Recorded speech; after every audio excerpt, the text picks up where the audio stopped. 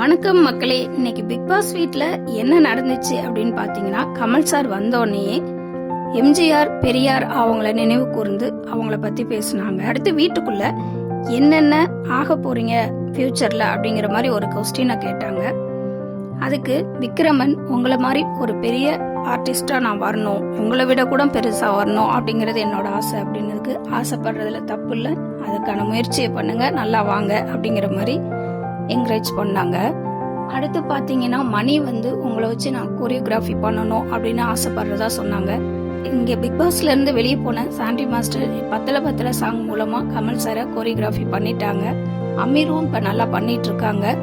அடுத்து அவங்க லிஸ்ட்ல மணி சேருவாருங்கிறதுல எந்த மாற்றமும் இல்லை. கமல் சாரும் நல்லபடியா வாங்க, நல்லா பண்ணுங்க, உங்களுக்கு எடுத்துக்காட்டா நான் இருக்கேன், பிரபுதேவா இருக்கார் அப்படிங்கிற மாதிரி சொன்னாங்க.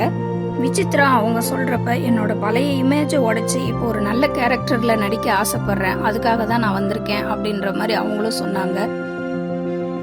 மேக்சிமம் எல்லாருமே சினிமாவில் பெரிய ஆளா வரணும் அப்படிங்கிற எண்ணத்தோட தான் வந்திருக்கிறதா சொன்னாங்க.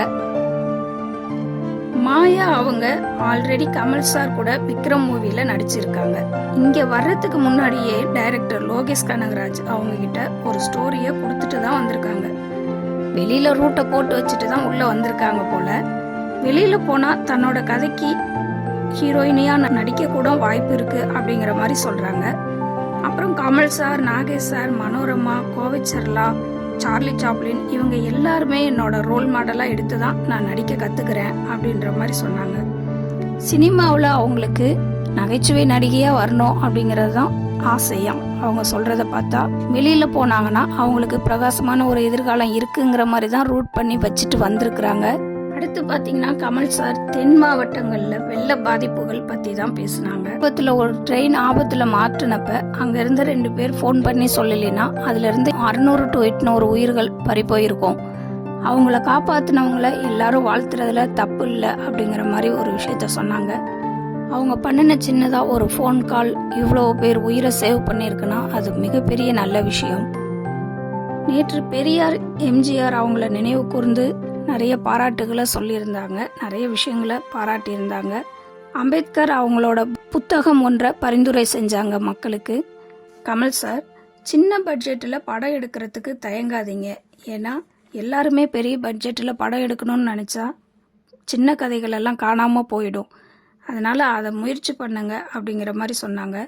ஒரு விக்கிபீடியாவாக இருக்கிற கமல் சாரே சொல்லிட்டாங்க, தயக்கம் இல்லாமல் சின்ன சின்ன கதைகளை டைரக்ஷன் பண்ணுங்க, சின்ன பட்ஜெட்லேயும் படம் எடுக்க முயற்சி பண்ணுங்க, ஆண்டவரே சொல்லிட்டாரு, அப்புறம் என்ன, தைரியமாக இறங்குங்க அப்படின்னு தான் சொல்லணும்.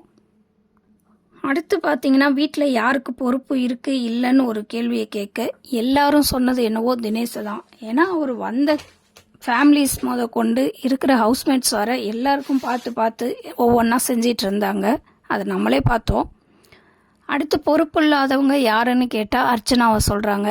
அர்ச்சனாவை சொல்கிறதுல எந்த தயக்கமும் இல்லை, ஏன்னா அவங்க வேலையை அவங்களே செஞ்சுக்க மாட்டேங்கிறாங்க, ரொம்ப சோம்பேறித்தனமாக இருக்காங்க அப்படிங்கிற மாதிரி அர்ச்சனாவை சொல்லிட்டு இருக்காங்க. இதில் விக்ரமன் ஒரு கட்டம் மேலே போய் மாயா பேரை சொன்னது தான் எல்லாருக்குமே அதிர்ச்சி. ஏன்னா விக்ரமன் ஃபேமிலி வந்துட்டு சொன்னதை நம்பி மாயாவை அவாய்ட் பண்ண ஆரம்பிச்சிட்டாரு. இப்போ மாயாவை சொன்னோன்னே எல்லாருக்குமே கொஞ்சம் அதிர்ச்சியாக இருந்தது. அதுக்கப்புறம் கொடுத்த லூப் டாஸ்கில் என்ன நடந்தது அப்படின்னா, என்ன சொல்ல வரீங்க அப்படிங்கிற மாதிரி தான் எல்லாம் பண்ணிட்டு இருந்தாங்க. விஷ்ணு ஃபஸ்ட்டு வேற சொல்லிட்டாங்க, கமல் சார் யார் சரியாக பண்ணல லூப்பில் அப்படிங்கிற மாதிரி. இதை விஷ்ணு எதிர்பார்க்கல. யாராவது ஃபர்ஸ்ட் ஒருத்தர் பேரை சொல்லுவாங்க, அப்படியே நம்மளும் நூல் பிடிச்ச மாதிரி சொல்லிடலாம் அப்படிங்கிற மாதிரி யோசிச்சுட்டு இருந்தப்ப டக்குன்னு எழுந்துருங்க விஷ்ணு, நீங்கள் சொல்லுங்க அப்படின்னோடனே விஷ்ணுக்கு ஒன்றும் புரியாமல் கொஞ்சம் நெளிஞ்சிட்டு வேற வழியே இல்லை சொல்லிடலாம் அப்படிங்கிற மாதிரி விசித்ராவை சொல்ல, அவங்க என்ன சொல்ல வர, டே என்ன சொல்ற அப்படின்னு மிரட்ட, அவரும் இப்படிதான் சார் பண்ணிட்டு இருக்காங்க அப்படிங்கிற மாதிரி சொல்லி சமாளிச்சிட்டாரு. அதுக்கப்புறம் ஆரம்பிச்ச விஜய் மாயாவை சொல்ல ஆரம்பிச்சாங்க. மாயா இல்லைன்னா இந்த வீடே இல்லைங்கிற மாதிரி செலவச்சிடலாம் அப்படிங்கிற மாதிரி சொல்லிட்டு இருக்காரு.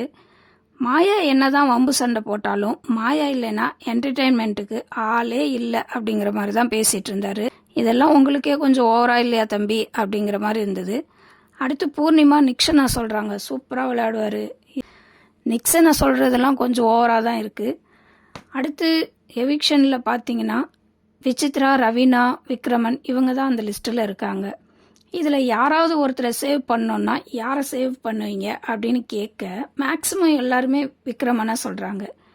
என்னடா சொல்ல வரீங்க, இருக்கிற இடம் தெரியாமல் இருந்த விக்ரமனையா சேவ் பண்ண ஆசைப்படுறீங்க அப்படின்னு கேட்கணும்னு தோணுது.